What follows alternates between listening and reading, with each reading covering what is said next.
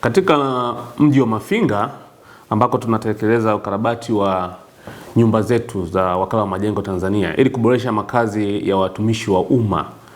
Tuna jumla ya blocks 31 nyumba za makazi ambazo zimekuwa zikikaliwa na watumishi wa umma pamoja na baadhi wasiokuwa watumishi wa umma. Kama nilivyosema hapo awali kwamba hizi nyumba zilichukua extra misemi, kwa hiyo kuna wakazi wengine sio watumishi wa umma wachache, lakini asilimia kubwa ni watumishi wa umma. Katika mradi huu jumla kama nilivyosema hapo awali tuna blocks 31 ambazo zinabeba units 57. Kwa hiyo tuna karabati jumla ya makazi 57 kwa watumishi wa umma katika mji wa Mafinga. Na katika makazi haya tayari tumesha karabati phase namba 1. Inabeba blocks 10 katika makazi hayo. Kwa hiyo mradi huu pia unakwenda katika phase 3. Phase ya kwanza ambayo imekamilika. Phase ya pili tuko nao sasa tunaendelea na ukarabati. Na phase ya 3 tunatarajia kuanza. Kwa hiyo katika phase namba 1 imekamilika kwa 100% na wakazi wetu au watumishi na wapangaji wamesharejea katika nyumba na wanaendelea na shughuli zao kama kawaida. Naomba nichukue nafasi hii kutoa shukrani zangu za dhati sana kwa mtendaji mkuu wa Wakala wa Majengo Tanzania kuweza kutupatia fedha kwa ajili ya kuweza kufanya ukarabati wa nyumba hizo ili kuboresha makazi.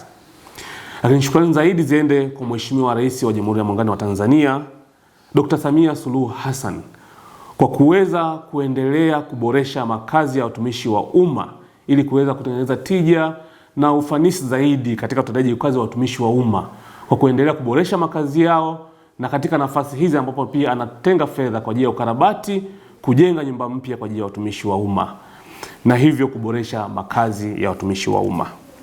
Pia naomba nitumie nafasi hii kutoa rai kwa wakazi na watumishi wetu wa umma ambao tunawapa makazi kuweza kutumia rasilimali au majengo haya kwa uangalifu na kwa utunzaji wa hali ya juu.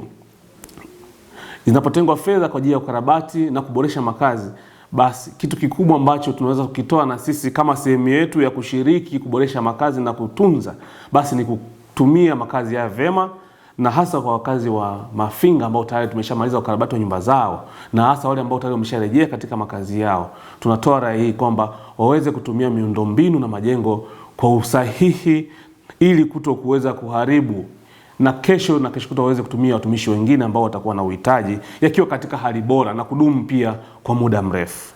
Aidha, nitumie nafasi hii pia kuwakaribisha wale wote wenye nia ya uwekezaji katika maeneo yetu ya wazi. Kama nilivyosema hapo awali kwamba tuna maeneo ambayo yameshaiva kwa ajili ya uwekezaji. Tuna maeneo mengi Iringa, na hapo katika maeneo ambayo ni maeneo potential sana kwa ajili ya uwekezaji. Nitatoa mfano wa maeneo makubwa mawili kwa sasa ambao ni eneo la Mafinga mjini jirani na stendi kubwa ya mabasi ya mji wa Mafinga.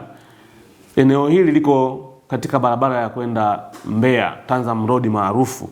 Eneo hili limeiva kwa ajili ya uwekezaji, ni eneo potential sana, lina zaidi ya square mita 5000, eneo kubwa kwa ajili ya uwekezaji. Na eneo jingine ni eneo ambalo lipo Iringa mjini, sehemu inaitwa Kinondoni Flat. Eneo hili liko mkabala na ofisi ya mkuu wa wilaya, hospitali ya mkoa, makazi ya madaktari, pamoja na eneo jingine ambalo ni la halmashauri ya manispaa ya Iringa. Kwa hiyo ni eneo ambalo liko potential sana kwa ajili ya uwekezaji, na niseme tu kwamba Mheshimiwa Rais wa Jamhuri ya Muungano wa Tanzania amekuwa akisisitiza sana kuhusu taasisi kujitegemea na kuweza kujiendesha, na hivyo kuiongezea majukumu TBA kuweza kushirikiana na private. Kama mnavyofahamu hapo awali, Wakala wa Majengo Tanzania TBA imekuwa ikihusika zaidi na kutoa makazi kwa serikali na watumishi wa umma, lakini hivi karibuni Mheshimiwa Rais ameongezea wigo Wakala wa Majengo Tanzania kuweza kushirikiana na sekta binafsi kuweza kuwekeza pamoja. Kwa hiyo nafasi hii na katika maeneo hayo ambayo nimeyataja hapo awali, wawekezaji binafsi wanakaribishwa na watumie na fursa hii ambayo Mheshimiwa Rais ameitoa kwa ajili ya kuweza na wao kushirikiana na serikali katika uwekezaji na hivyo kuinua uchumi wa nchi yetu.